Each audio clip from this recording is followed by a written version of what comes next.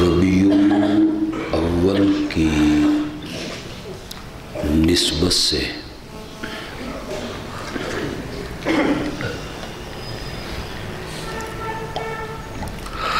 سیرت کے مقدس عنوان پر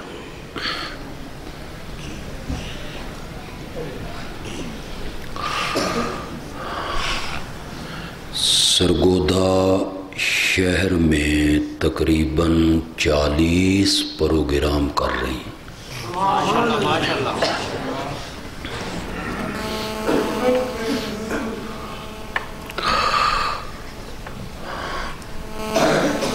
آج کا یہ پروگرام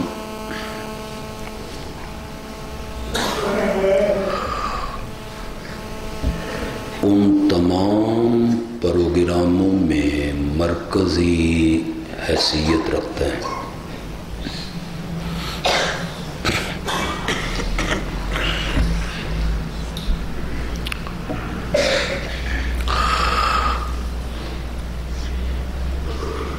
ربیع الاول کے مہینے میں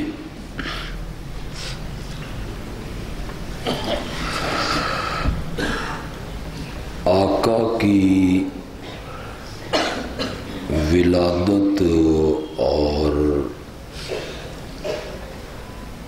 وفات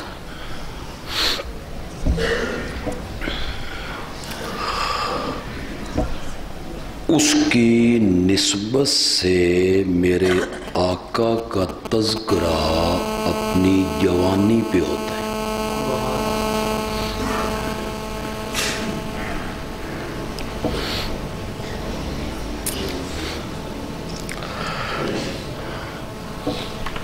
بڑے بڑے جلسے، کانفرنسیں، سیمینار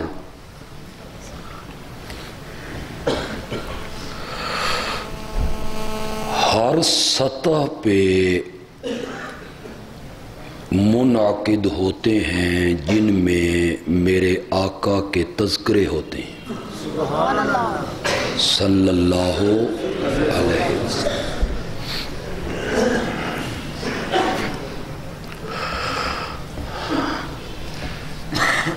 ورنہ تو میرا یہ ایمان ہے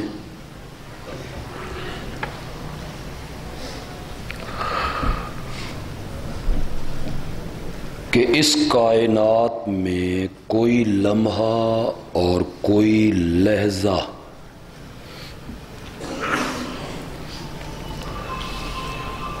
ایسا نہیں گزرتا جس لمحے میں کہیں نہ کہیں میرے آقا کا تذکرہ نہ ہوتا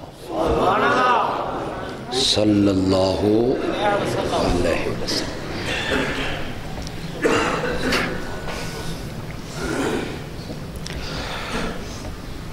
جب سے یہ کائنات بنی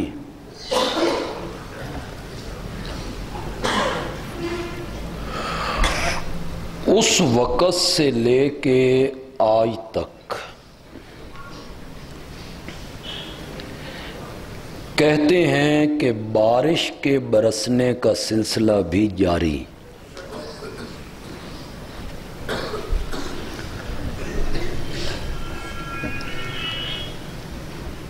اس دنیا میں کوئی سیکنڈ ایسا نہیں گزرتا جس سیکنڈ میں دنیا کے کسی خطے میں کہیں نہ کہیں بارش نہ ہو رہی۔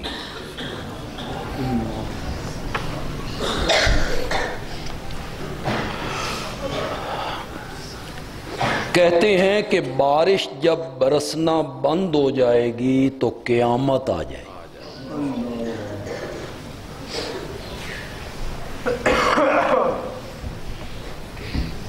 جس طرح اس کائنات میں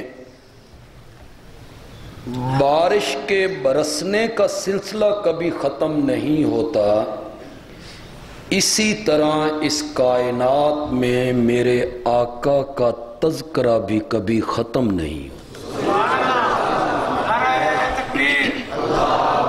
صلی اللہ علیہ وسلم۔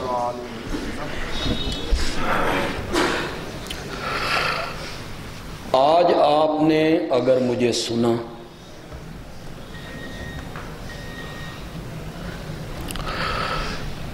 تو میں اس حوالے سے گفتگو کرنا چاہتا ہوں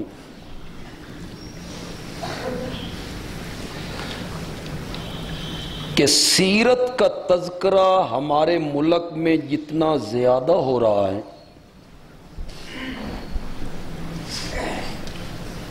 بڑی بڑی کانفرنسیں ہیں، سیمینار ہیں، جلسے ہیں، سیرت کی کتابیں ہیں، ترقی کے اس زمانے میں ریڈیو ہے، ٹی وی ہے، ذرائع ابلاغ ہیں، اخبار ہیں، رسائل ہیں، جرائد ہیں،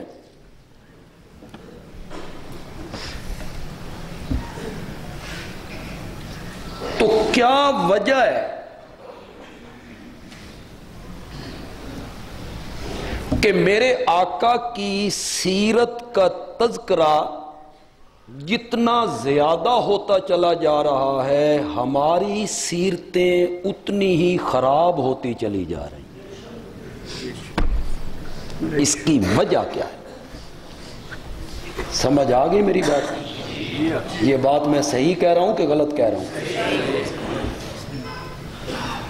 سیرت کے بیان زیادہ ہیں، تقریریں زیادہ ہیں، نعتیں زیادہ ہیں، قوالیاں زیادہ ہیں۔ اگر آپ محسوس نہ کریں تو پھر میں یوں بھی کہہ سکتا ہوں کہ جتنے جلوس لمبے ہو رہے ہیں، ہماری سیرتیں اتنی چھوٹی ہو رہی ہیں۔ اس کی کیا وجہ؟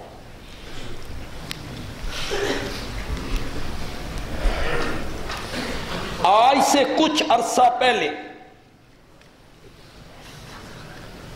نہ پریس کا یہ زور ہے، نہ اس قدر جلسے ہیں، نہ سیمینار ہیں، نہ ٹی وی ہے، نہ ذرائع ابلاغ ہیں۔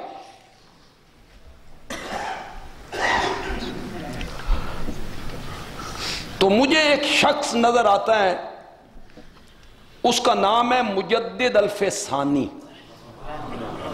رحمت اللہ علیہ۔ سفر سے واپس آئے ہیں، تھکے ہوئے ہیں، سونے کے لیے لیٹے تو ذہن میں نہ رہا کہ میں سنت کے مطابق نہیں لیٹ رہا ہوں۔ سنت کے مطابق کیا ہے لیٹنا؟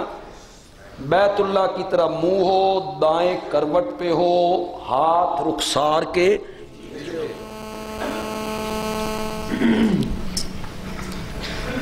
فوراً خیال آیا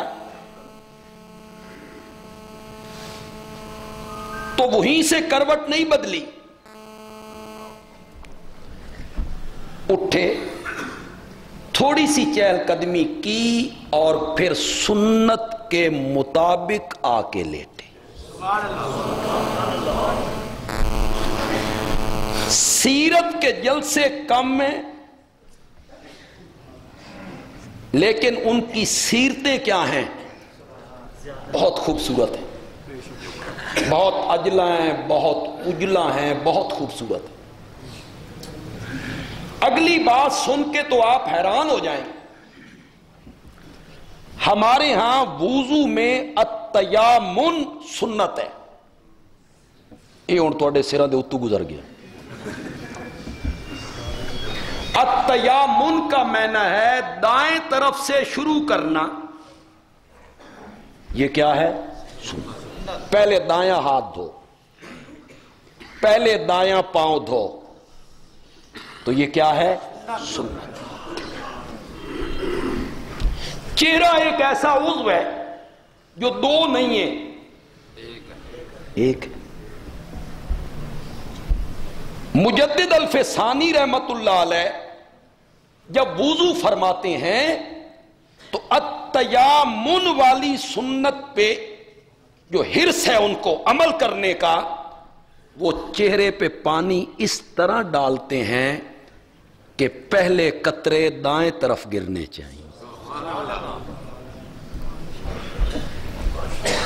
سیرت کا اتنا زور نہیں ہے، تقریریں نہیں ہیں، لیکن ان لوگوں کی سیرتیں کیا ہیں؟ خوبصورت۔ اس سے بھی ذرا نزدیک آ جائیے، دیوبند کا ایک بہت بڑا نام ہے حکیم الامت مولانا اشرف علی تھانوی رحمت اللہ۔ مائیں ایسے بچے جنتی ہیں خال خال، بہت بڑا نام۔ تحریک پاکستان میں ان کا ایک نمایاں کردار ہے۔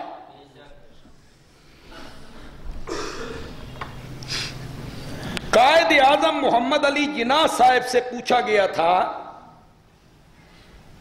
کہ سارے مولوی تو کانگریس میں ہیں،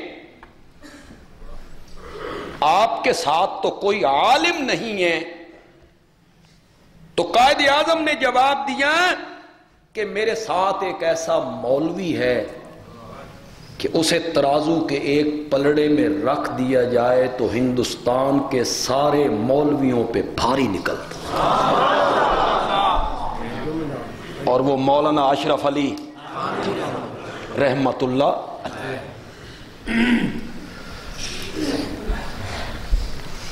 خانقاہ ہے ان کی، یعنی پیری مریدی بھی ہے۔ مرید کئی کئی بڑے سادہ ہوتے ہیں، سادہ مزاج ہوتے ہیں، پھر وہ ذمہ دار اور جٹ اور دیہاتی جو ہوتے ہیں وہ زیادہ ہی سادہ ہوتے ہیں۔ ہوں تے دیہاتی سانی بیچ کے آئے، ہوں دے دیہاتی تے بڑے چلا، بہت تیز۔ اللہ اکبر، اللہ اکبر۔ حضرت تھانوی بڑے متبع سنت ہیں،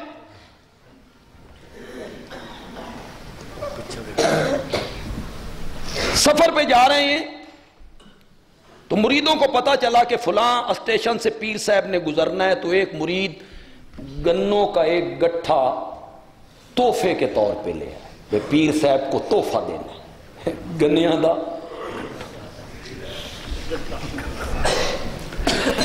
تھانوی صاحب کے جب حوالے کیا تو تھانوی صاحب نے اپنے ساتھی سے کہا جاؤ اس گٹھے کا وزن کرواؤ، اور جو اس کی رقم بنتی ہے وہ ریلوے والوں کے۔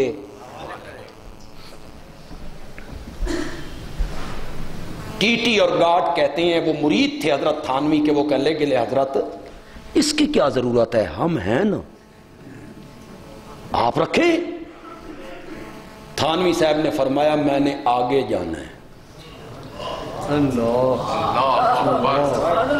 میں نے آگے جانا۔ انہوں نے سمجھا کہ اس گاڑی کا جو آخری اسٹیشن ہے جنکشن، وہاں سے دوسری گاڑی انہوں نے لینی ہے، تو وہ کہنے لگے اس میں فکر کی کیا ضرورت ہے، اگلی گاڑی کے جو گارڈ ہوں گے ہم انہیں کہہ دیں گے۔ فرمایا میں نے اس سے بھی آگے جانا ہے، جہاں کوئی ٹی ٹی اور کوئی گارڈ کام نہیں ہے۔ سیرت کے جلسے کم میں، تقریریں کم میں، تحریریں کم میں، لیکن ان کی سیرت کیا ہے؟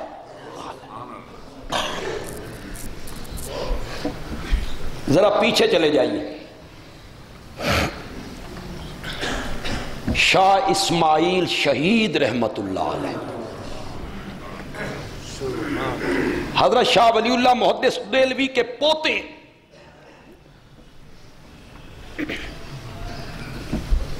بالا کوٹ میں سکھوں سے لڑتے ہوئے جام شہادت نوش کی ہے۔ گھمسان کا رن پڑ رہا ہے، اور ساتھیوں نے دیکھا کہ شاہ جی ایک جگہ پہ سوئے ہوئے، دوپہر کا ٹائم لیٹے ہوئے، لوگ آئے، گھمسان کا رن پڑا ہوا ہے اور آپ لیٹے ہوئے ہیں، تو فرمایا اگرچہ میں پچھلی کئی راتوں سے سو نہیں سکا، اور اب بھی مجھے نیند کی طلب نہیں تھی، لیکن دوپہر کے ٹائم تھوڑا سا آرام کرنا میرے آقا کی سنت ہے۔ جب سے ہوش سنبھالا ہے شاہ اسماعیل کی یہ سنت بھی کبھی ضائع نہیں۔ سبحان اللہ۔ سیرتیں اعلیٰ ہیں، کردار اعلیٰ ہے۔ ذرا اس سے اور میں آپ کو پیچھے لے چلوں، میں کتنے واقعات اس پر پیش کروں۔ امام اعظم امام ابو حنیفہ رحمت اللہ علیہ کپڑے کے تاجر ہیں، بہت بڑے تاجر ہیں۔ کہیں جانے لگے تو سیلز مین سے کہتے ہیں یہ تھان دیکھ رہے ہو، اس میں عیب ہے، نقص ہے، کوئی گاہک لینے کے لیے آئے نا تو عیب بتا کے بیچنا ہے، پوری قیمت پہ نہیں بیچنا، اس میں نقص ہے۔ واپس پلٹے تو پہلا سوال کیا وہ تھان بک گیا کہ جی بک گئے، تم نے عیب بتایا تھا؟ اس نے کہا انا للہ و انا الیہ راجعون، مجھے تو بتانا۔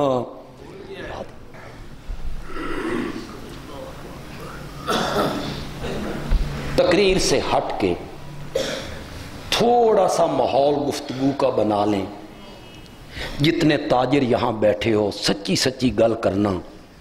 یہ آج تہاڈا سیلز مین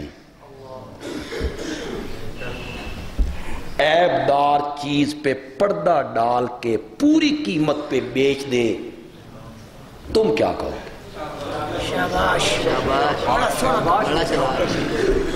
اس لیے کہ تم جھنڈیاں زیادہ لگاتے ہو، اس لیے کہ تم جلوسوں میں شامل ہوتے ہو، اس لیے کہ تم سیرت کے جلسوں میں شامل ہوتے ہو، تم محبت کا دم بھرتے ہو، محبت نبی کا۔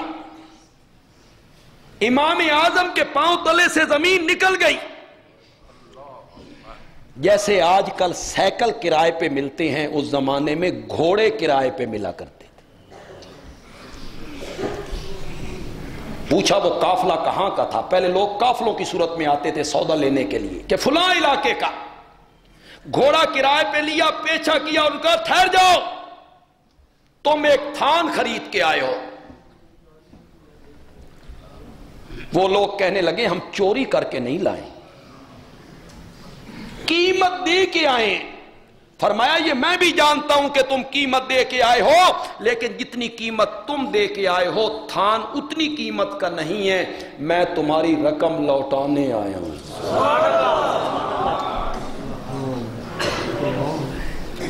سیرت کے سبق تو یہی ہیں۔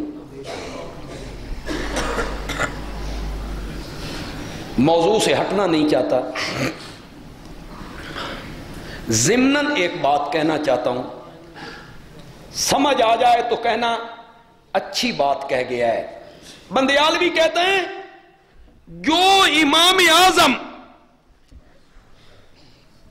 ایک معمولی تھان کی فروخت میں خیانت نہیں کرتا،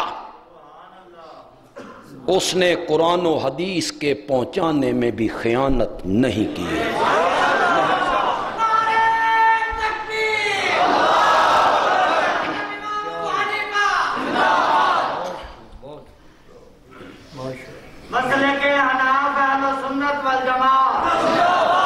کہنا یہ چاہتا ہوں کہ اس زمانے میں سیرت کا زور اتنا نہیں، جلسے نہیں، کانفرنسیں نہیں، سیمینار نہیں، جلوس نہیں، لیکن ان کی سیرتیں کیا ہیں؟ خوبصورت ہے۔ ہمارے ہاں جلسوں کا زور ہے، سیمینار ہے، تقریریں ہیں، تحریریں ہیں، لیکن ہماری سیرتیں دن بدن خراب ہو رہی ہیں، فساد میں ہیں، گندی ہو رہی ہیں۔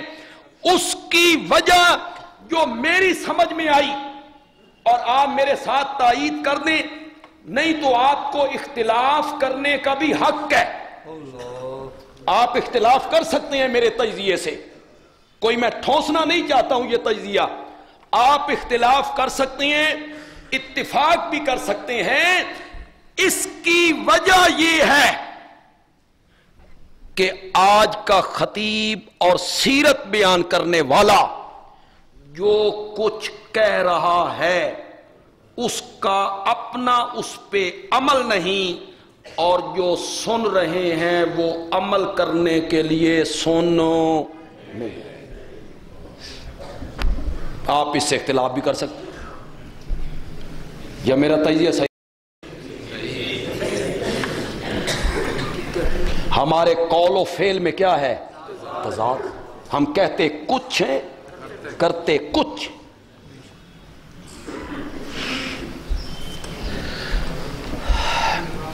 اکثر جلسوں کے جو سامعین ہوتے ہیں الا ماشاء اللہ، وہ ان کا کیا نظریہ ہوتا ہے؟ آؤ سنیے ویکا ساڈا خطیب کنیے رگڑا لاندا،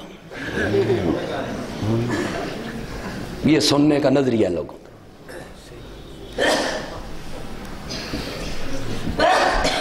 یہ تقریر کرو اصلاحی، مزہ ہی نہیں آیا، اور بازو چلائے پھر پٹ کٹے، پھر کہتے ہیں بڑی تقریر ہے جی، بڑی تقریر کی ہے، مزہ ہی آ گیا جی۔ اس نظریے کے لیے سنتے ہی نہیں کہ جو ہم نے سننا ہے اس پہ کیا کرنا ہے؟ عمل کرنا ہے، عمل کرنا ہے۔ پھر میری طرف توجہ کیجئے، میرے نبی کی سیرت کے کئی حصے ہیں، کئی شعبے ہیں، کئی پہلو ہیں، ان میں سب سے نمایاں حصہ میرے نبی کی سیرت کا یہ ہے کہ میرا نبی جو کہتا تھا کر کے دکھایا کرتا تھا۔ یہ ہے میرے نبی کی سیرت کا سب سے اہم پہلو۔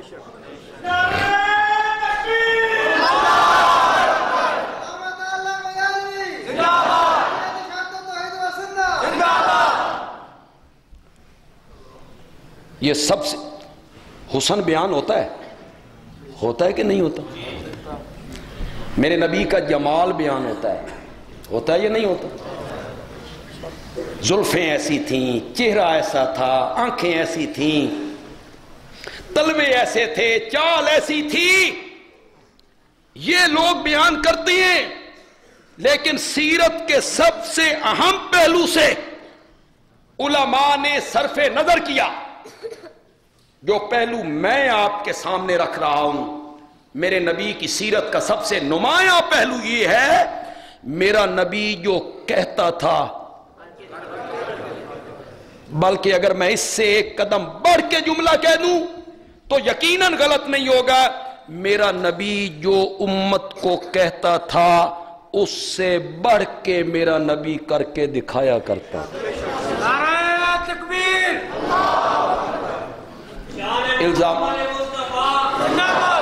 الزامات کی زد میں رہنے والے لوگ ہیں،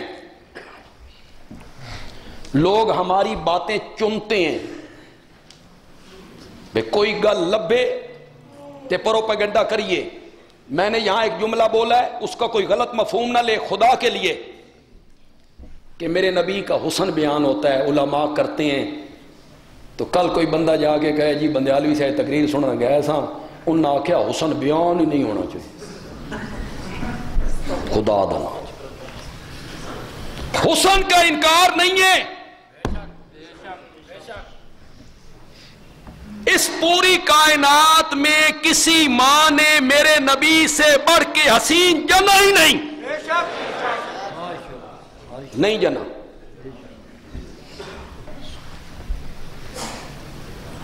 ام معبد کے خیمے میں جب میرا نبی گیا تھا اور میرے نبی کو پیاس بھی لگی ہے، بھوک بھی لگی ہے، زاد راہ ختم ہو گیا ہے، تو آپ نے ام معبد سے کہا ماں مسافر ہیں، بھوکے ہیں، کھانے کو کچھ ہے؟ تو ام معبد کہتی ہے تیرے جیا مہمان تے میں زندگی چ کدی نہیں ویکھیا، لیکن آج ہی گھر میں بوریاں نہ ہوا۔ کھانے پینے کا کوئی سامان میرے پاس نہیں ہے، رہ گئی بکریاں، وہ میرا خامد چرانے کے لیے لے گیا ہے، وہ شام کو پلٹے گا۔ میرے نبی نے دیکھا کہ خیمے کے کونے میں ایک مریل کمزور سی بکری بندھی ہوئی ہے۔ آپ نے فرمایا ماں وہ بکری ہے نا؟ ام معبد کہتی ہے اس نے مدتوں سے دودھ دینا چھوڑ دیا، میرا خامد اسے چرانے کے لیے ریوڑ کے ساتھ بھی نہیں لے جاتا، یہ دودھ کا ایک قطرہ بھی اس کے تھنوں سے کبھی نہیں نکلا۔ میرے آقا نے کہا ماں اجازت ہو تو رحمتوں والے ہاتھ لگا کے دیکھوں۔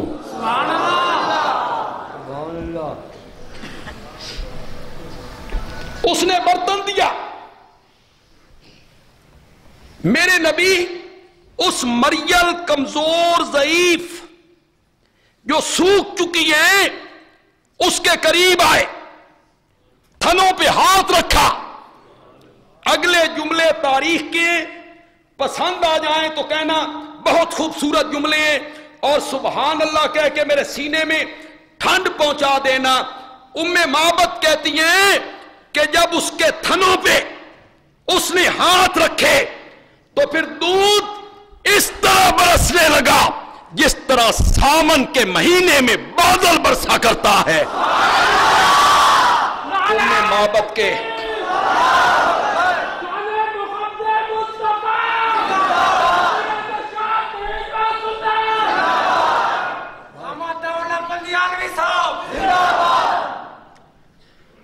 ام معبد کے گھر کے برتن بھر گئے۔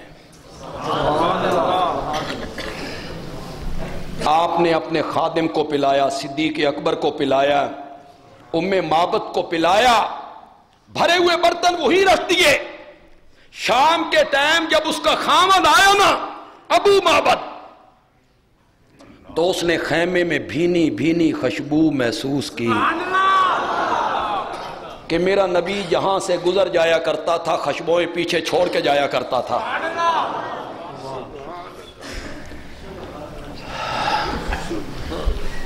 کون آیا تھا؟ ام معبد سے پوچھتا ہے کون آیا تھا؟ برتن بھی دودھ کے بھرے ہوئے۔ ام معبد نے پھر جو میرے نبی کا تعارف کروایا، وہ عربی کی عبارت ہے، میری جو خطبات بندیالوی کی دوسری جلد ہے اس میں میں نے وہ عربی کی عبارت بھی دی ہے، اور اسی طرح میں نے ادیبانہ اس کا ترجمہ بھی کی ہے، بڑی کوشش کی ہے، لیکن عربی کا مقابلہ نہیں ہو سکتا۔ ام معبد کہتی ہے میں تجھے کیسے بتاؤں اس کے ہونٹ کیسے تھے، میں تجھے کیسے بتاؤں اس کی جبین کیسی تھی، میں تجھے کیسے بتاؤں اس کی آنکھیں کیسی تھی، اس کے رخسار کیسے تھے۔ ام معبد کہتی ہیں جب وہ خاموش ہوتا تھا تو یوں لگتا تھا کائنات رک گئی ہے، کائنات رک گئی ہے، اور جب وہ مسکراتا تھا تو اس کے دانت اس طرح چمکتے تھے جس طرح آسمان کے ستارے ہوں۔ ہونٹوں کا، رخسار کا، پیشانی کا، ابرو کا، آنکھوں کا تذکرہ کرنے کے بعد جب ام معبد نے سوچا نا کہ میں اس کے حسن کا تعارف نہیں کروا سکی تو کہتی ہے سرتاج تجھے کیا بتاؤں، بس اتنا ذہن میں رکھ آسمان کا چاند تھا جو ہمارے خیمے میں اتر آیا تھا۔ وہاں تعارف کرواتے ہوئے ام معبد نے ایک لفظ کہا، اپنے نبی کے حسن پہ صرف اسے پیش کرنا چاہتا ہوں۔ ام معبد کہتی ہیں وسیم قسیم، وہ آنے والا اتنا حسین تھا اسے جب بھی دیکھو نا تو پہلے سے حسین نظر آئے۔ سمجھ آئی جے کہ یہ سبحان اللہ کر دیتے ہیں، جب دیکھو جب، اللہ اکبر، بڑا زبردست تعارف کروایا ام معبد نے۔ جیڑی سونی شے ہوئے، جیڑی حسین شے ہوئے، جیڑی خوبصورت شے ہوئے، بندہ مر جائے، دل دے بیٹھے، ایک دفعہ دیکھا، دو دفعہ، تین دفعہ، چار دفعہ، پانچ دفعہ، 6 دفعہ، 12 دفعہ، بندہ کہتا ہے دفعہ کرو، آک گئے ہاں، رج گئے ہاں۔ ام معبد کہتی ہیں جو حسین ہمارے خیمے میں آیا تھا نا، اسے جب دیکھو پہلے سے حسین نظر آئے، قسیم اس کو جس طرف سے دیکھو اس طرف سے حسین نظر آئے۔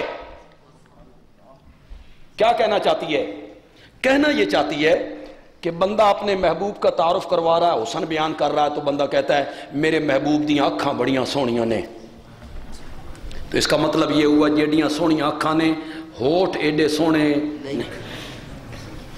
دوسرا بندہ تعارف کرواتا ہے میرے محبوب کے ہونٹ بڑے خوبصورت ہیں، اس کا مطلب یہ ہوا کہ ہونٹ جتنے خوبصورت ہیں آنکھیں اتنی خوبصورت نہیں۔ کسی حسین کے ہونٹ خوبصورت، کسی حسین کی پیشانی خوبصورت، کسی حسین کے ابرو خوبصورت۔ ام معبد کہتی ہے جو حسین ہمارے گھر میں آیا تھا نا، اس کو جس طرف سے دیکھو اس طرف سے ہی حسین نظر آئے۔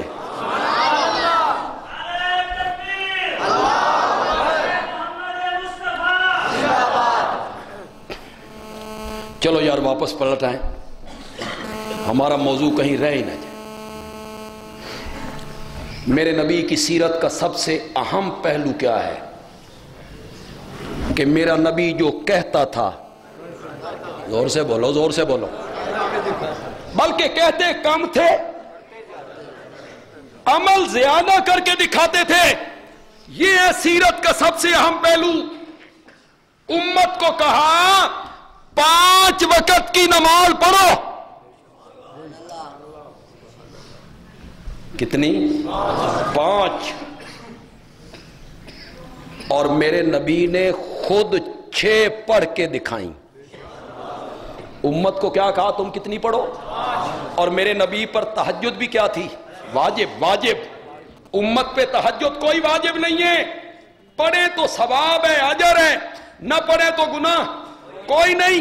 میرے نبی پہ تہجد بھی واجب ہے، وَمِنَ اللَّيْلِ فَتَہجد بِهِ نَافِلَةً لَكَ عَسَىٰ أَن يَبْعَثَكَ رَبُّكَ مَقَامًا مَحْمُودًا۔ جب ساری دنیا سو جائے نا نرم و گداز بستروں پر، تو میرے پیارے رات کے پچھلے پہروں میں اٹھ کے میرے نال پیار دیاں گلاں کیتا کر۔ فتہجد بھی، اٹھئے، بسترہ چھوڑیے، نافلۃ لک، یہ نماز صرف تیرے لیے، تیرے لیے۔ عَسَىٰ أَن يَبْعَثَكَ رَبُّكَ مَقَامًا مَحْمُودًا۔ بندیالوی ان دونوں آیتوں کو جوڑنا چاہتا ہے، اگر کہے کہ اچھا جوڑ لگا دیا ہے تو سبحان اللہ کہہ دینا۔ اللہ نے فرمایا جب لوگ آرام کریں نرم و گداز بستروں پر، تو میرا نبی میرے سامنے کھڑے ہو کر میری تعریفیں کیا کر، نماز پڑھا کر، کھڑا ہو جایا کر۔ اسیمی تے تن کل قیامت دے دن مقام محمود تے کھلارنا ہے نا۔ عَسَىٰ أَن يَبْعَثَكَ رَبُّكَ مَقَامًا مَحْمُودًا۔ امت کو کہا کتنی پڑھو، اور خود کتنی پڑھ کے دکھائیں، اور وہ بھی ہماری طرح ٹکراں ٹکراں،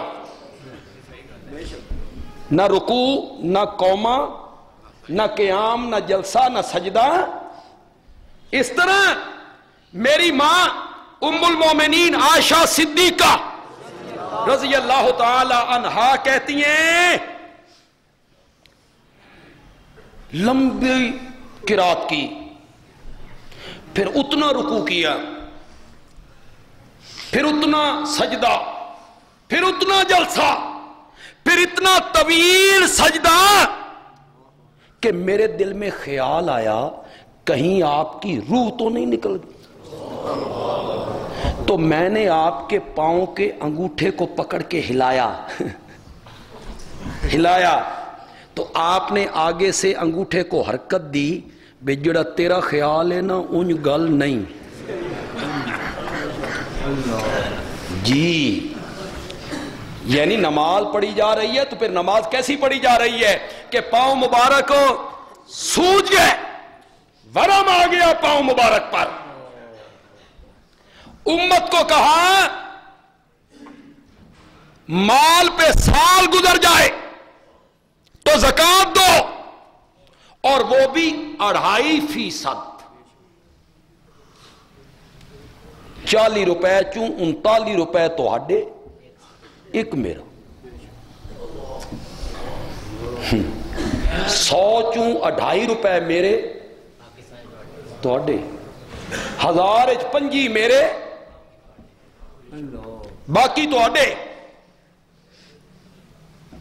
کیسا آسان دین ہے، خدا دی قسم مزہ ہی ہے، کیسا آسان دین ہے۔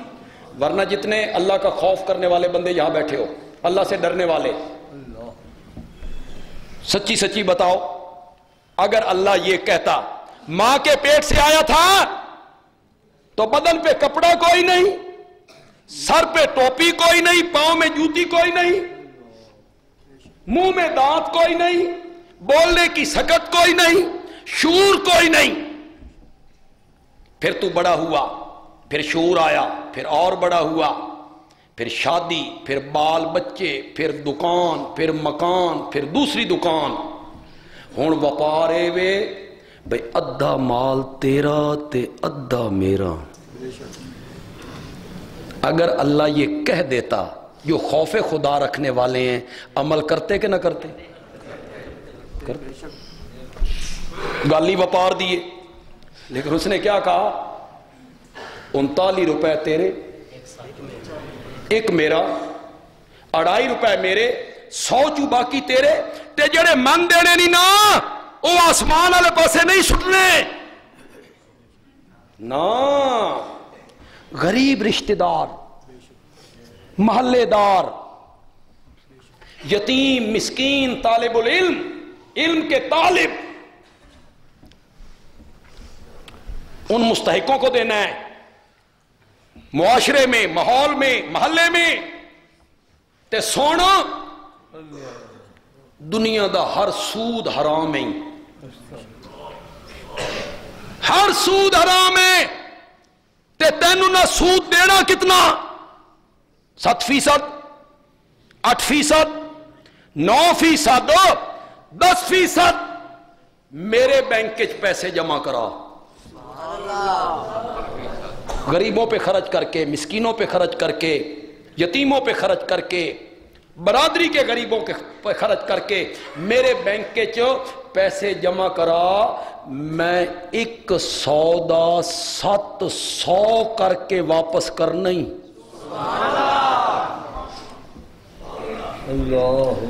امت کو کیا کہا؟ یہ زکات دو، اور خود میرے نبی نے عمل کر کے کیا دکھایا؟ عصر کی نماز ہے، آئے ہیں، تکبیر ہو گئی ہے، ایک روایت میں آیا آپ نے فرمایا ٹھہر جاؤ، ایک روایت میں آیا نماز پڑھ لی، اندر چلے گئے حجرے میں، آپ نے گھر میں، کچھ دیر کے بعد آئے، صحابہ نے کہا یا رسول اللہ آج آپ نے جلدی کی، گھر گئے واپس آئے، کیا بات تھی؟ فرمایا میرے ذہن میں آیا کہ میرے بستر پر سونے کا ایک ذرہ پڑا ہوا ہے، اور نبی کے گھر میں سونے کا ایک ذرہ پڑا ہوا ہو تو رب اس کی کوئی نماز قبول نہیں کرتا۔ امت کو کہا 2.5% دو، اور جب میرے نبی نے عمل کر کے دکھایا تو سارے گھر کا سامان ہی اللہ کی راہ میں لٹا۔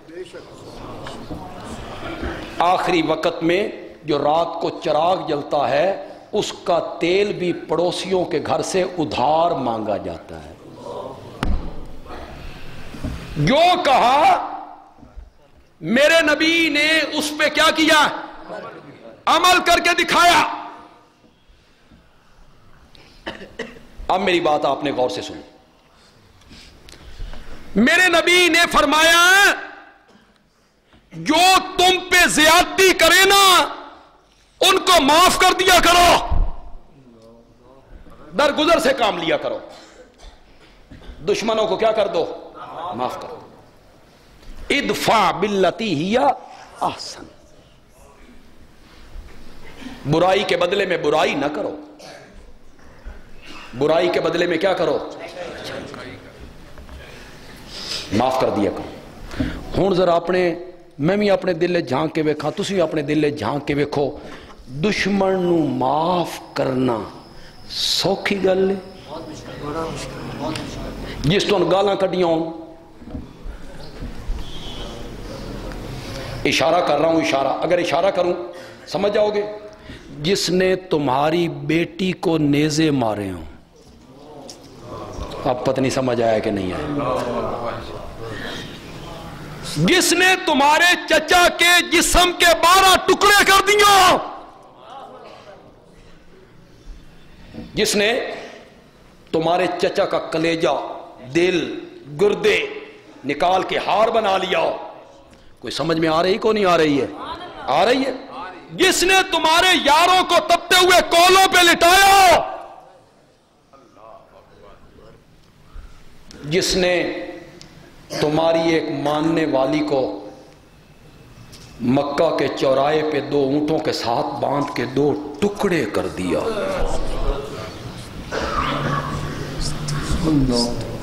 معاف کرنا آسان ہوتا ہے؟ بولو ذرا بولو۔ اور جڑا ایک لفظ ہی سوری، وہ کدے گیا؟ ختم، لغت سے ہی ختم ہو گیا۔ درگزر کرنا، معاف کرنا، کیا ہو گیا ہمارے معاشرے کو؟ کیوں ہمارا معاشرہ انتہا پسندی کا شکار ہوا ہے؟ سائیکل کسی سکوٹر والے سے ٹکرا جائے، سکوٹر کسی کار والے سے ٹکرا جائے، مجال ہے کوئی بندہ معذرت کرے، لڑائی۔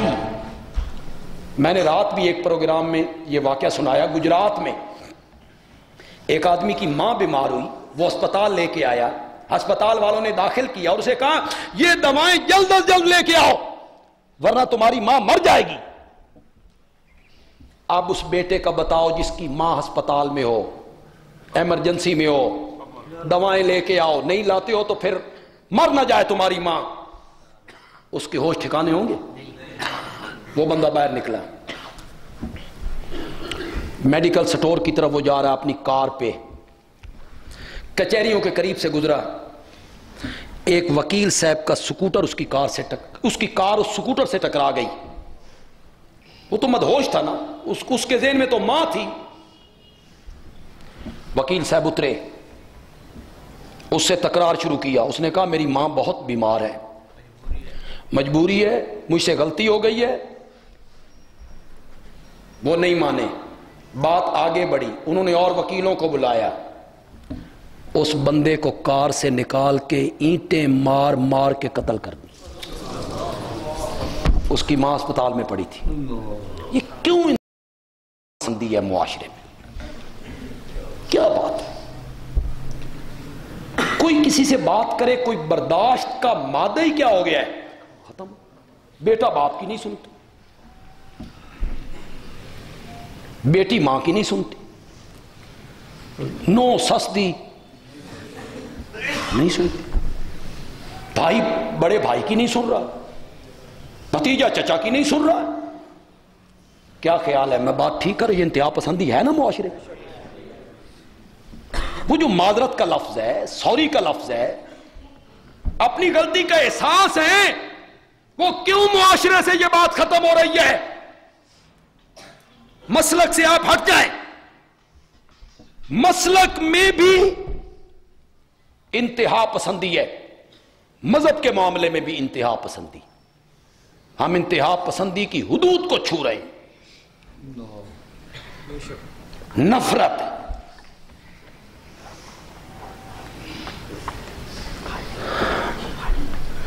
مسلکی جو اختلاف ہیں، کلمہ پڑھنے والوں کے درمیان، یہ نئے ہیں یا پرانے ہیں کہ یہ پچھلے سال شروع ہوئے؟ اختلاف کا ہونا تو کوئی بری بات نہیں ہے، اس کا حل گولی نہیں، گالی نہیں، جبر نہیں، ڈنڈا نہیں، مسلک کا اختلاف کا حل گولی اور گالی نہیں ہے، دلائل دلائل۔ اپنی اپنی جگہ پہ اپنے مسلک کو دلائل سے کیا کرو؟ ثابت کرو۔ دوسروں کے بزرگوں کو گالیاں نہ نکالو، دوسرے فرقے کا نام برے طریقے سے نہ لو، کسی کا نام مت بگاڑو۔ یہ جگہ جو ہے نا، اور یہ مسند نبوی ہے، معمولی جگہ ہے، بولو، بولتے کیوں نہیں ہو؟ معمولی جگہ ہے اور مسند نبوی ہے۔ علماء کرام یہاں سے ہم بیان کرتے ہیں کہ روزانہ جو گند ڈالتی تھی، ایک دن گزرے تو اس نے گند نہیں ڈالا، پوچھا کیا ہوا؟ کہ بیمار ہے، تو میرا نبی اس کی بیمار پرسی کرنے چلا گیا۔ وہ مسلمان تھی؟ تو آج غیر مسلم کی بیمار پرسی کیوں نہیں ہو سکتی؟ کیوں نہیں ہو سکتی؟ میرے نبی اس غیر مسلم کی بیمار پرسی کرنے چلے گئے۔ بتاؤ جتنے لوگ پڑھے لکھے ہو، میرے نبی کو جس کھانے میں زہر دیا گیا تھا وہ کس نے پکایا تھا؟ یہودن نے۔ تو میرے نبی نے اس یہودن کی دعوت کیا کی؟ قبول کی۔ تسی کوئی نواں اسلام سمجھ لیا؟ وہ دعوت کر رہے ہیں یہودی، میرے نبی ان کی دعوت کو کیا کر رہے ہیں؟ قبول کر رہے ہیں۔ اور نجران کے عیسائیوں کا وفد جب مسجد نبوی میں آیا تو میرے نبی نے ان کو کہاں ٹھہرایا؟ بولو بولو جو پڑھے لکھے لوگ ہو، بولو، کہاں ٹھہرایا؟ مسجد نبوی میں۔ اور جب انہوں نے کہا ہماری عبادت کا وقت ہے، ہم عبادت کہاں کریں؟ تو میرے نبی نے فرمایا مسجد نبوی دے وچ کر لو۔ یہ نبی پاک کی سیرت ہے، یہ نبی پاک کا طریقہ عیسائیوں کے ساتھ، غیر مسلموں کے ساتھ، جتنے لوگ یہاں پڑھے لکھے بیٹھے ہو، خدا کے لیے قرآن و حدیث کی طرف آؤ، تاریخ و سیرت کی طرف آؤ۔ یہ جو منافق تھے، منافق کلمہ پڑھتے تھے، پڑھتے تھے، قرآن نے کیا کہا ان کے بارے میں؟ وما ہم بمؤمنین، وہ مومن نہیں ہے۔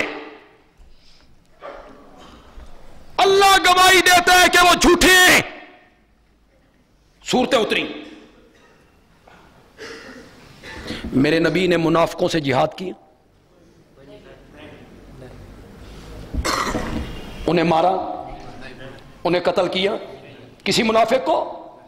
اور جب حضرت عمر نے کہا یا رسول اللہ عبداللہ ابن ابی نے یہ بکواس کیا تو مجھے اجازت دو میں اس کی گردن قلم کر کے رکھ دوں، تو آپ نے فرمایا فاروق اعظم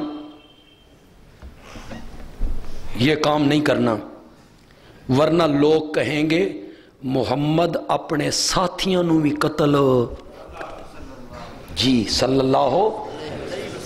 آج جب ہم ایک دوسرے کے خلاف تلوار اٹھائیں گے یا گولی سے بات کریں گے اور ایک کلمہ پڑھنے والا دوسرے کلمہ پڑھنے والے کو قتل کرے گا، تو کیا آج دنیا کفر یہ نہیں کہے گی کہ مسلمان ایک دوسرے کو؟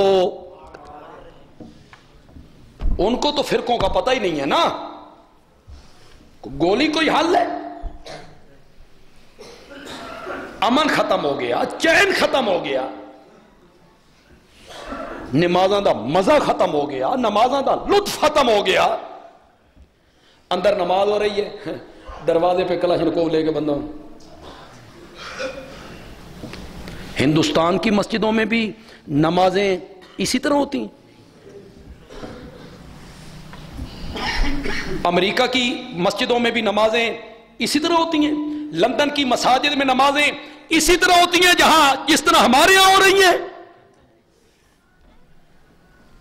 ہمارا خطیب باہر نکلتا ہے وہ دن 4 کلاشنکوف تے جنہ جنہ اپنے گارڈ رکھے نے نہ مرے ہوئی نے۔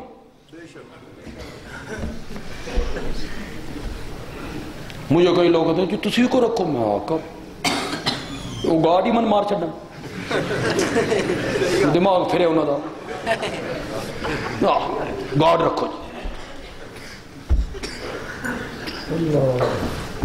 ہم نے تو کبھی لائسنسی اسلحہ بھی اپنے ساتھ نہیں رکھا، لائسنسی اسلحہ نہیں رکھا۔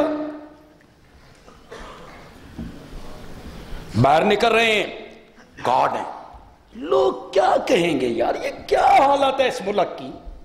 علماء ہیں، ائمہ ہیں، خطیب ہیں، 5 گارڈ آگے پیچھے ہیں، پولیس کے گارڈ الگ ہیں۔ اب پولیس کا یہی کام رہ گیا ہے کہ وہ علماء کو، خطیبوں کو، سیاسی لیڈروں کو گارڈ مہیا کرتے رہیں۔ کسی مسئلے کا حل کسی مذہبی اور مسلکی اختلاف کا حل گولی نہیں ہے۔ بولو میرے ساتھ، گولی نہیں ہے، یہ تو خانہ جنگی ہے، یہ تو ملک کو تباہی کے گھاٹ اتارنا ہے، یہ تو پھر گلی گلی لڑائی ہے۔ خدا کے لیے سمجھیے گا اس بات کو، خدا کے لیے سمجھیے گا اس بات کو۔ ہمیں ملک پاکستان بہت پیارا ہے، بہت پیارا ہے۔ جن کو اپنے ملک سے دل و جان کے ساتھ پیار ہے ہاتھ کھڑا کرو۔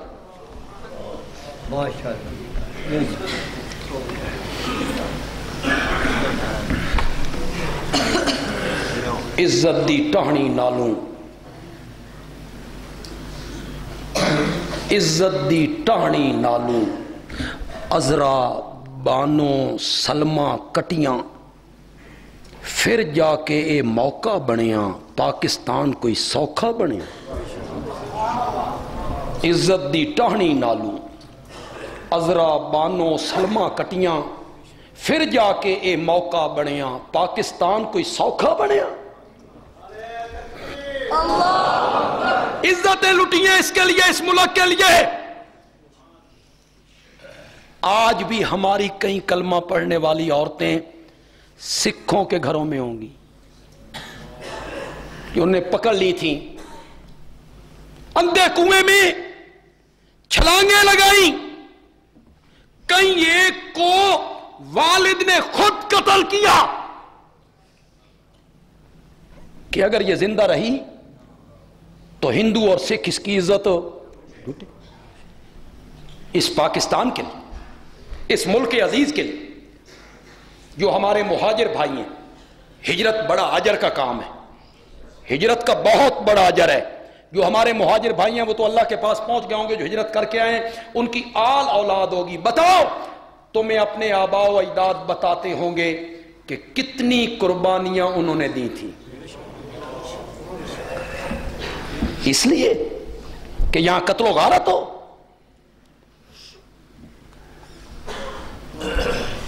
ملک کو تباہی کے گھاٹ اس طرح اتارنے کی آپ شہری لوگ، عوام کسی کو اجازت نہ دیں، حوصلہ شکنی کریں۔ میں نے آج جمعے پہ بھی کہا اور آج پھر کہتا ہوں، میں خدا کی قسم وہی بات کہہ رہا ہوں جو میرے دل میں، میں خانہ خدا میں ہوں، باوضو ہوں۔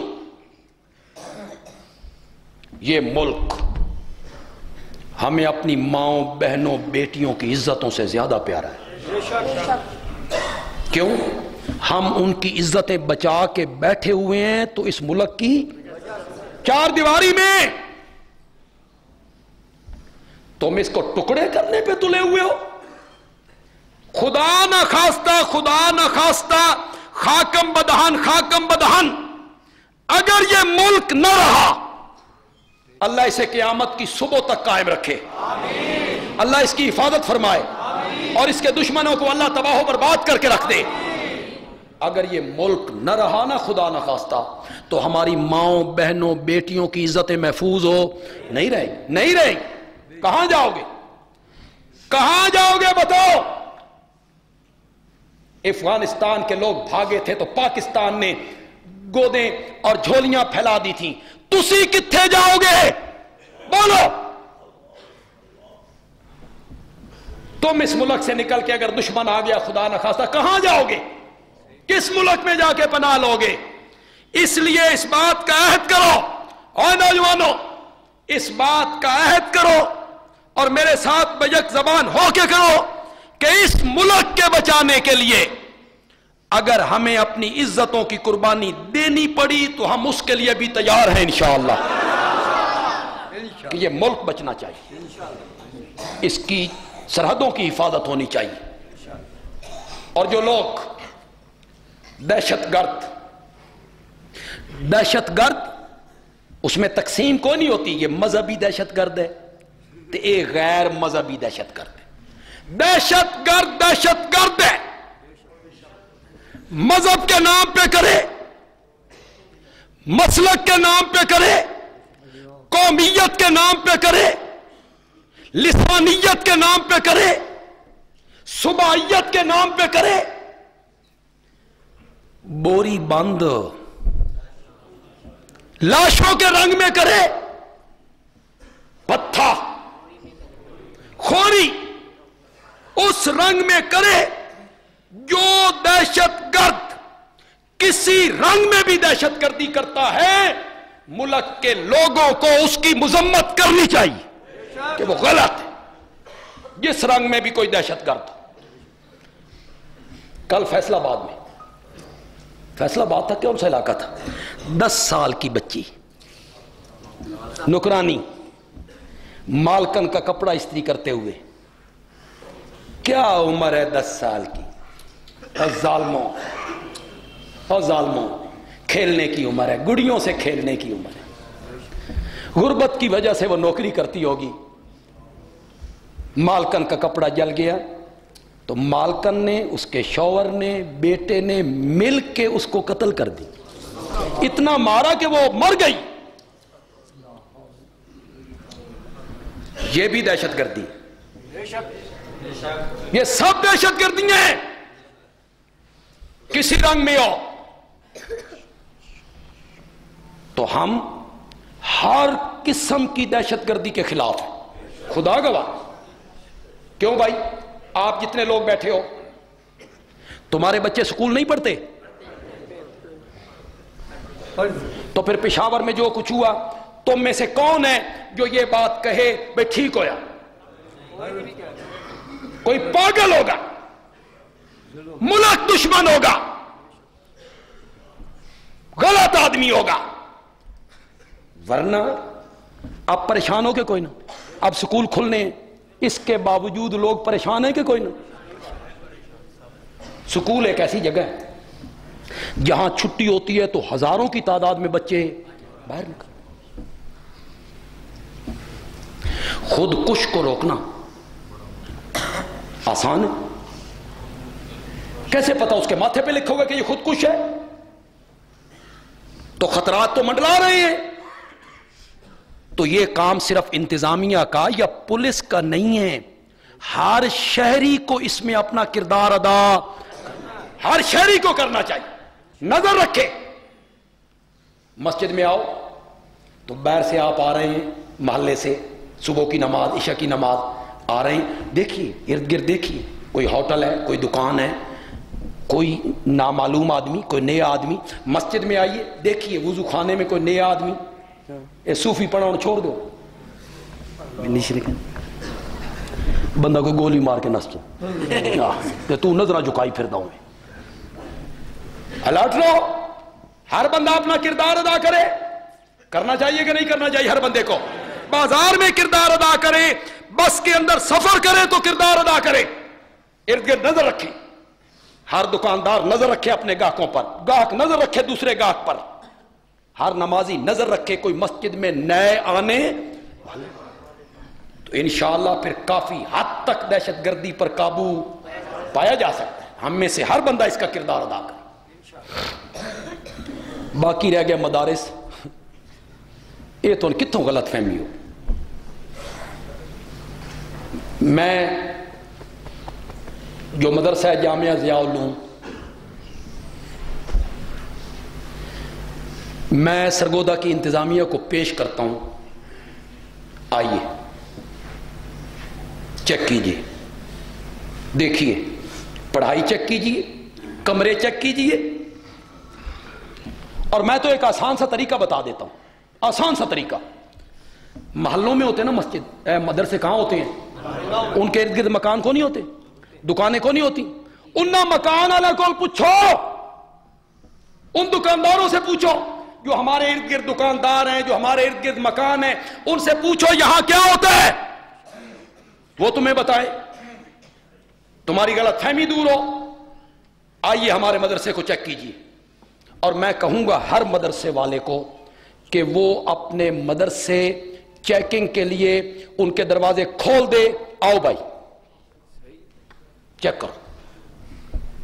جب ڈر نہیں، خوف نہیں، ہم کسی کاروائی میں ملوث نہیں، ہم پرامن لوگ ہیں، تو اس میں ڈرنے کی کون سی بات ہے؟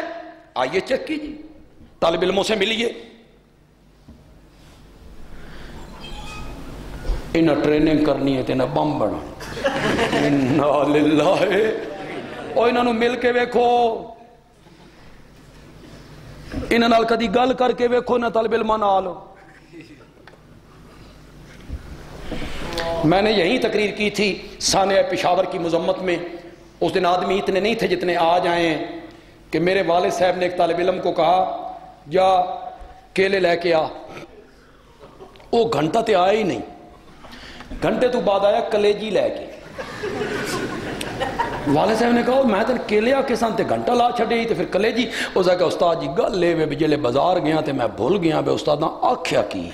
پھر میرے ذہن میں آیا بے شروع میں لفظ کاف آتا تھا، وہ کلیجی چاہتا سی میں وہ چک کے لیا. اینا بم بنا. ان بیچارے طالب علم پڑے ہوئے انہیں کیا پتہ ہے. غلط فہمی ہو گئی ہے تمہیں. دوسری بات آپ کو سناؤں، میں نے اس دن سنائی تھی تو آپ اور زیادہ محظوظ ہوں گے. یہ ہمارے 12 بلاک میں جو دکانیں کڑائی کی، مرغ کڑائی کی، تو ایک لفظ بولتے ہیں مطلق، کڑائی لے کے آ، کلو دی کڑائی لے کے آ، آدھے کلو دی کڑائی لے کے آ. یہاں مہمان آ گئے میرے بھائی صاحب کے، مولانا شمس الحق صاحب کے. تو انہوں نے ادھر اے جا پیسے نہیں تو کلو دی کڑائی لے کے آ. کافی دیر اس لا چھوڑ، کافی دیر تو بعد واپس آیا تھے کہ لوہے دی کلائی چکی ہے. اس کہ استاد جی پہلے تے من اس پیسے کڑائی لب دی نہیں سی، اے لبی جی اینا بم بڑا. انہوں نے اتنی اصطلاح دئی پتہ نہیں بے کڑائی کس وقت. یہ سادہ سے لوگ ہیں بھائی، چیک کیجئے ان کو. ہمارے مدرسے چیک کیجئے، اس کے دروازے کھلے ہیں، چیک کیجئے. ان میں کسی دہشت گردی اور انتہا پسندی کی تعلیم نہیں دی جاتی. قال اللہ و قال الرسول. حافظ بن رہے ہیں، قاری بن رہے ہیں، عالم بن رہے ہیں، دین پڑھ رہے ہیں، دین پڑھ رہے ہیں. کوئی مدرسہ دہشت گردی کے واقعات میں ملوث نہیں ہے. جو ملوث ہو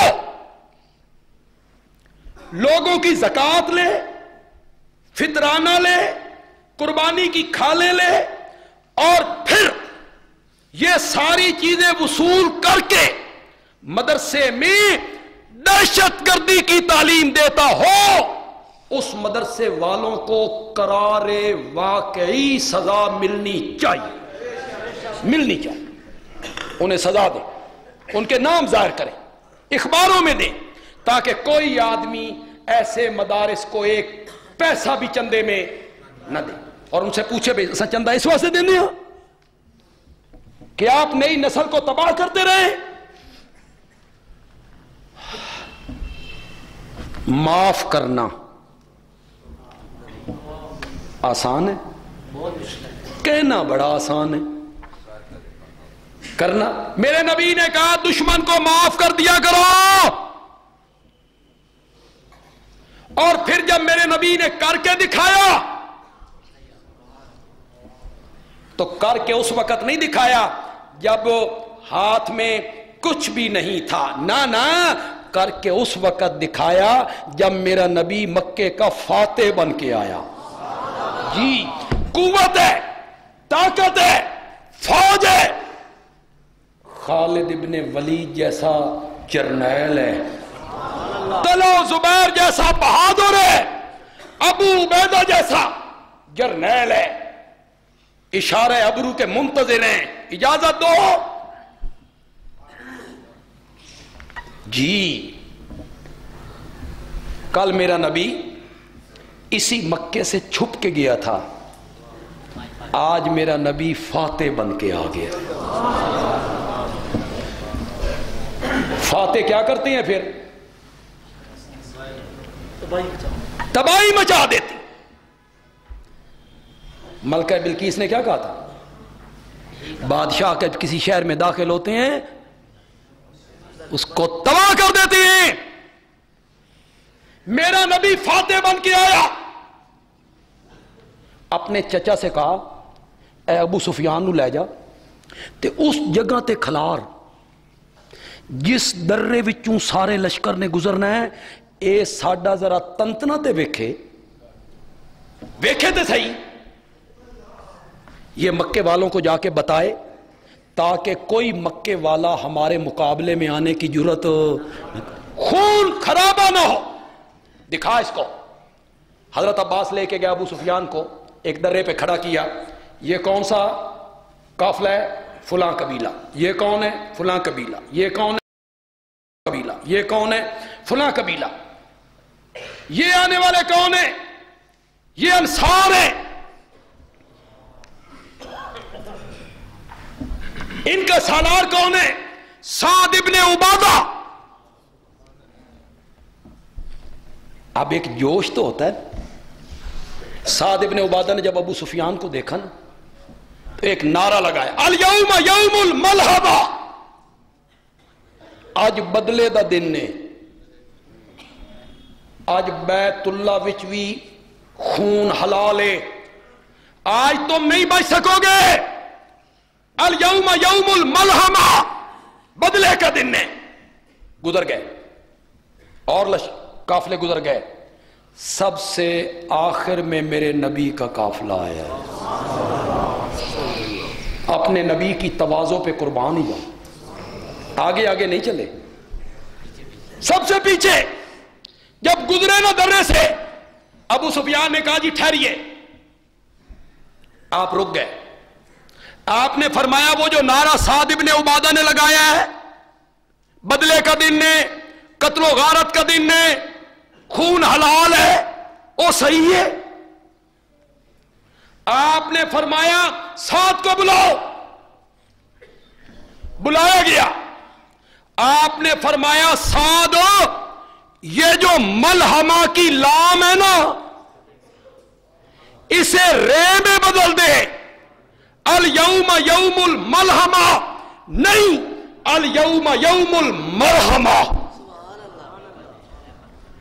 نہیں نہ تم عربی سمجھتے، یہ عربی تسی سمجھتے نا تے تساں اس طرح سبحان اللہ کہنا سی تے اپنے نبی دی عظمت تے اچھل پینا سی۔ اب میں ترجمہ کرتا ہوں، اب دیکھتا ہوں، الیوم یوم الملحمہ نہیں، الیوم یوم المرحمہ، آج بدلے دا دن نہیں، آج تے رحمت دا دن نے، رحمت للعالمین آیا ہے۔ پھر آگے کاروائی بھی دیکھیں جی، فرمایا جھنڈا من دے دے، تو قبیلے کا سردار ہے، تجھے جھنڈا دیا ہے، جھنڈا واپس لے لیا۔ یہ کاروائی کی، لیکن آگے میرے نبی نے جو حکمت سے فیصلہ کیا نا، اس تے صدقے ہی جاما، والد سے جھنڈا واپس لے کے اس کے بیٹے کے حوالے کر۔ ہن پتر دے ہاتھے چاہے تے ابا ہور خوش ہوندے، پتر دے ہاتھے چاہے تے ابا اور خوش ہویا، میرے پتر نو بڑی عزت ملی ہے۔ آج رحمت کا دن ہے۔ میرا نبی مکے میں پہنچا، کوئی تنتنا نہیں، کوئی تکبر نہیں.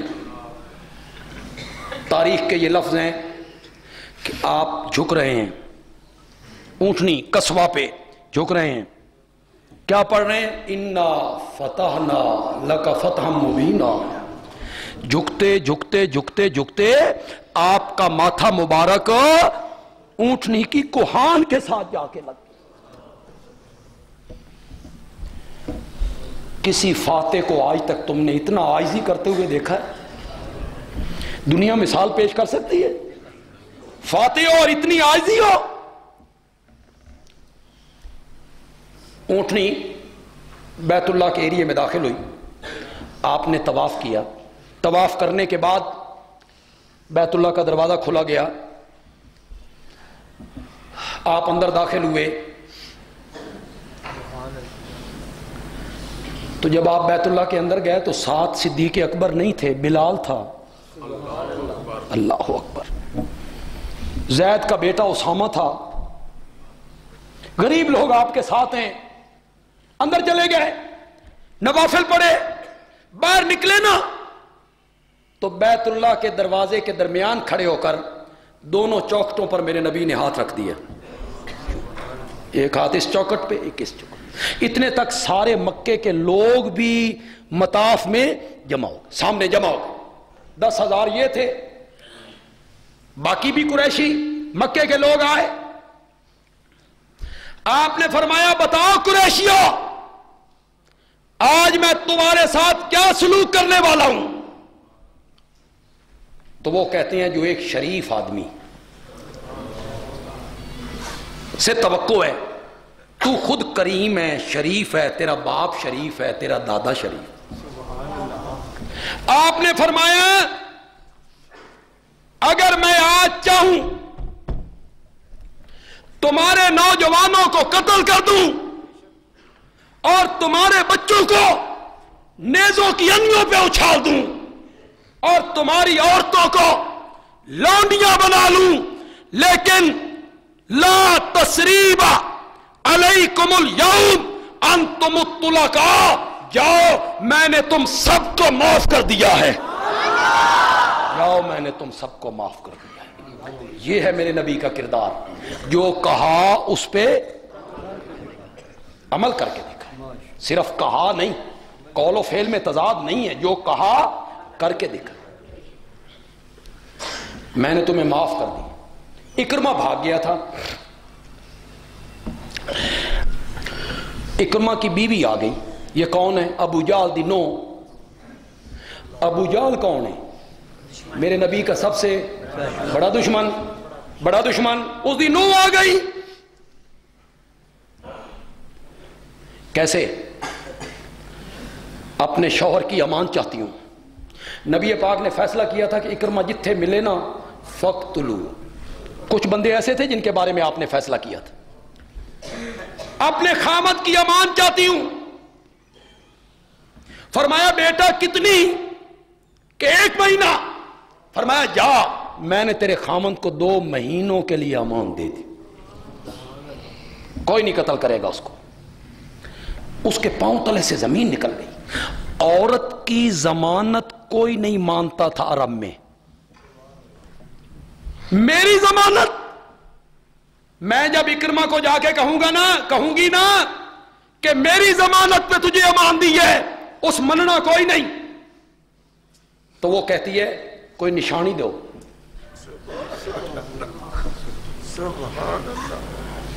میرے نبی نے کاندھے سے وہ چادر اتاری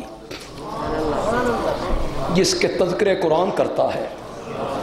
فرمایا پتر یہ چادر لے جا بطور نشانی اور اپنے خامد کو جا کے بتا کہ محمد نے تجھے معاف کر دیا ہے صلی اللہ علیہ وسلم.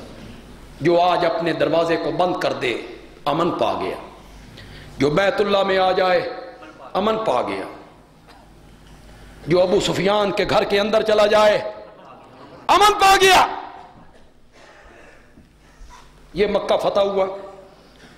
میرے نبی نے کہا تھا انصاف کرو، عدل کرو. اسی فتح مکہ کے بعد بنو مخزوم قبیلے کی ایک عورت فاطمہ، اس نے چوری کی فتح مکہ کے بعد. میرے نبی نے مکہ فتح بھی کیا تو اسلامی نظام کر دیا، سزائیں نافذ ہو گئی. بنو مخزوم قبیلے کی ایک لڑکی فاطمہ چوری کے کیس میں پکڑی گئی.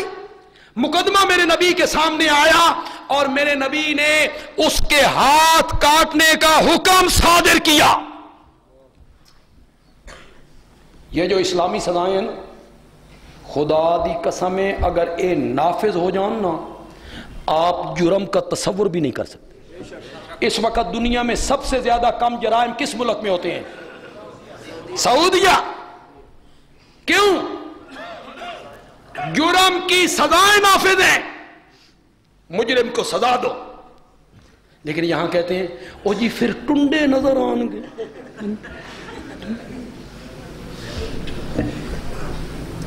قتل کا بدلہ قتل، ڈاکہ کا بدلہ کیا ہے؟ ڈاکہ. ایک طرف کا پاؤں ٹانگ اور دوسری طرف کا ہاتھ کاٹ دو. ایک ٹانگ کاٹ دو، ایک ہاتھ کاٹ دو، مارے ڈاکہ. وہ جتھے جتھے پھرے گا لوگ آکھن گے یہ ڈاکو ہے، اس کو یہ سزا ملی ہے. مارے گا کوئی ڈاکہ؟ یہاں مصیبت یہ ہے کہ ڈاکو حکومتی پارلیمنٹ کے جو ممبران ہیں ان کے ڈیروں پہ پلتے ہیں، ان کو تحفظ حاصل ہے. میرے پاس مقتدی تھا میرا ایک، وہ مجھے کہتا استاد جی دعا کرو میں زنا تو بچ جاؤں. میں بڑی کوشش کیتی ہے، میں زنا تو نہیں بچ رہا، بڑی توبہ کرتا ہوں پھر زنا صادر ہوتا ہے، توبہ کرتا ہوں پھر زنا ہو جاتا ہے، میں بڑا پریشان ہوں.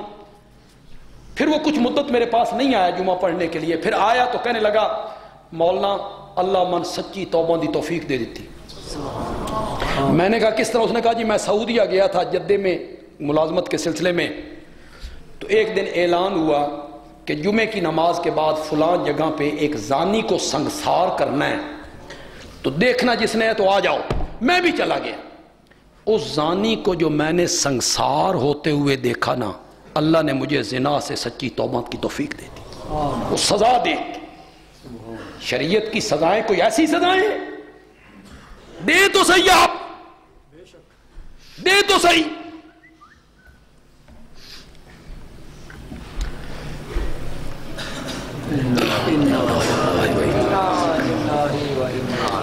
یہ کتنی میری تو انا للہ پڑھنی یہ تے جناب ہوں 5 گھنٹے جاندی ہے تے 1 گھنٹہ یو پی ایس بھی ختم تے جمعے دے خطبے بھی وچے ہی رگڑے کھا گئے سارے. بس کر دیں، یہ بھی آخری بات میں آپ کو سنانا چاہتا تھا. چلے گا بھئی جنریٹر کہیں سے چلے گا؟ آپ کی توجہ ہے نا؟ یہ تو آپ نے بہت خوبصورت سا منظر بنا دیا یار. واہ جی واہ. یہ درمیان میں خالی ہے یار، تواڈے کول موبائل کو نہیں اجے درمیان تسی اتنے کھڑے کرو یار. حد ہو گئی ہے. کتنے سلواراں دے وچ واڑ لے جے. سامنے والے جو لوگ ہیں ادھر ادھر تو بڑا منظر بنایا آپ نے. نعرہ تکبیر،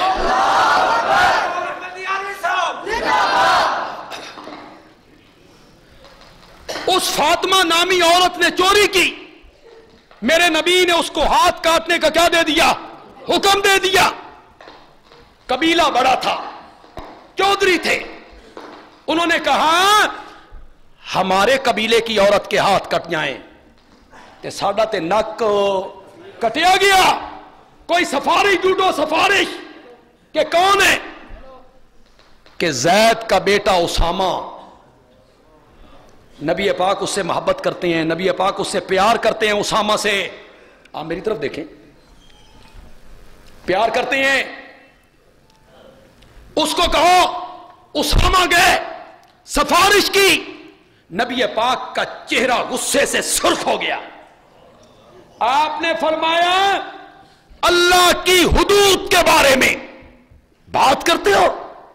تم سے پہلی قومیں اسی لیے تباہ ہوئی تھی کہ ان کے بڑے بندے چوری کرتے، جرم کرتے، ان کو سزا نہیں ملتی تھی، اور کم درجے والے لوگ جرم کرتے تو ان کو سزا ملتی تھی۔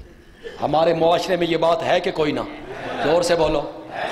جو کلو اور 2 کلو اور 5 کلو اور 10 کلو ہیروئن فروخت کرتے ہیں، ان کو کوئی پوچھتا ہے؟ تو جنہ کو تولا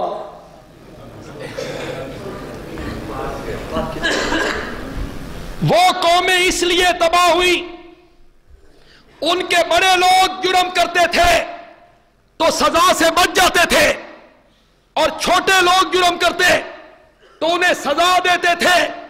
آپ نے فرمایا اسامہ لو سرقت فاطمہ تو بنت محمد لقطعت یدہا، یہ تو بنو مخزوم قبیلے کی فاطمہ ہے، میرے جگر کا ٹکڑا فاطمہ، وہ بھی چوری کرتی تو میں اس کے بھی ہاتھ کاٹ کے رکھ دیتا۔ یہ ہے عدل، یہ ہے انصاف، اور جب تک ہمارے معاشرے میں یہ انصاف نہیں آئے گا امن قائم نہیں۔ انصاف دو اس معاشرے کو، عدل دو اس معاشرے کو، غریبوں کو۔ چودھری حامد حمید MNA کسی دفتر میں جاتا ہے تو جس طرح اس کی بات سنی جاتی ہے، اسی طرح ایک غریب کی بات بھی وہ افسر سنیں۔ انصاف دو، انصاف، یہ تفریق ختم کر دو، کون بڑا ہے کون چھوٹا ہے، لوگوں کو انصاف ان کی دہلیز پہ پہنچاؤ، انصاف ہو جائے گا تو امن ہو۔